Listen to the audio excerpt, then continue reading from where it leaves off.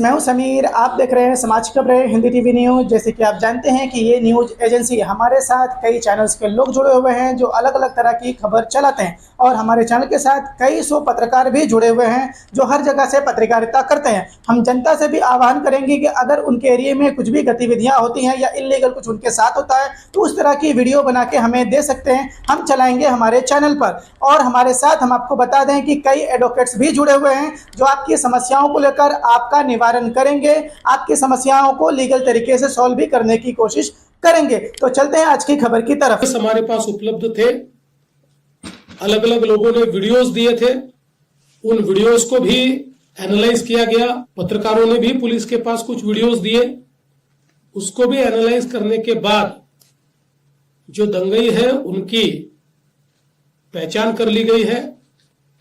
104 लोगों को अभी तक पहचान कर पकड़ा गया है, जिसमें 92 लोगों को अरेस्ट किया है। 12-18 साल के अंदर के विधि संघर्षित बालक है, उनको उस कानून के तहत उन पर कार्रवाई की गई है। और जब तक आखिरी दंगई को पकड़ा नहीं जाता ये कार्रवाई रुकने वाली नहीं है, ये कार्रवाई चलती रहेगी। लगातार एविडेंस आ रहा है, उस एविडेंस के आधार पर ये कार्रवाई यहां पर चल रही है। ये भी तय हुआ है कि ये जितना नुकसान दंगइयों ने किया है इसका पूरा हिसाब निकाला जाएगा और ये पूरा नुकसान उनसे वसूल किया जाएगा। और अगर वो नुकसान के पैसे नहीं भरते हैं तो उनकी प्रॉपर्टी को बेचकर ये नुकसान भरपाई की जाएगी। किसी भी हालत में इस प्रकार से किसी को दंगा करके दूसरे को नुकसान पहुंचाने की इजाजत नहीं दी जाएगी। हिंसा का पूरी तरह से कंडेम करते हैं, खंडन करते हैं। वायलेंस हिंसा नहीं होना चाहिए।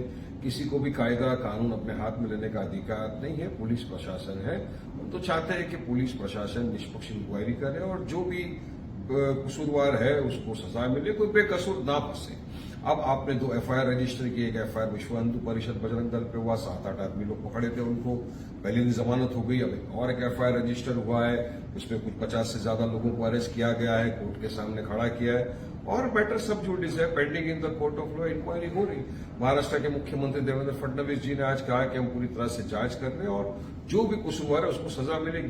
तो अब तो चाहेंगे कि सर आप जांच इंक्वायरी को और आगे बढ़ाइए। जिन लोगों ने इतने दिनों से महाराष्ट्र का वातावरण खराब करने की कोशिश की अपने भड़काऊ भाषण के जरिए, उनके ऊपर भी कार्रवाई होनी चाहिए।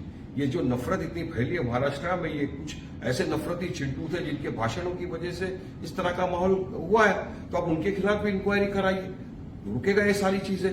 तो निष्पक्ष इंक्वायरी हो। चलो आपने बात करी बुलडोजर भी चलाएंगे कि साहब, सुप्रीम कोर्ट ने अभी फिलहाल ही नवंबर में कहा कि बुलडोजर जस्टिस पूरी तरह से असंवैधानिक है, गैर कानूनी है। यदि आपको लगता भी है कि कोई एक्यूज उसमें इन्वॉल्व है, अगर कोई आरोपी भी है, तभी भी आप उसके घर के ऊपर बुलडोजर नहीं चला सकते, यहां तक सुप्रीम कोर्ट ने कहा है। तो फिर आप क्यों उस बुलडोजर की बात कर रहे हो?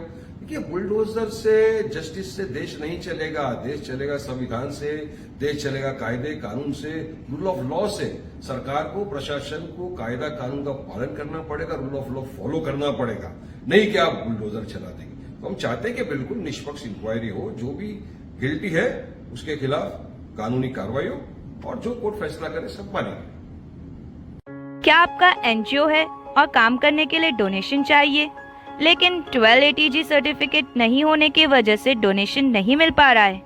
तो आप RTI SKK एजेंसी से संपर्क करें। RTI SKK एजेंसी से संपर्क करके 12 ATG सर्टिफिकेट बनवा सकते हैं। उठाए फोन और लगाएं कॉल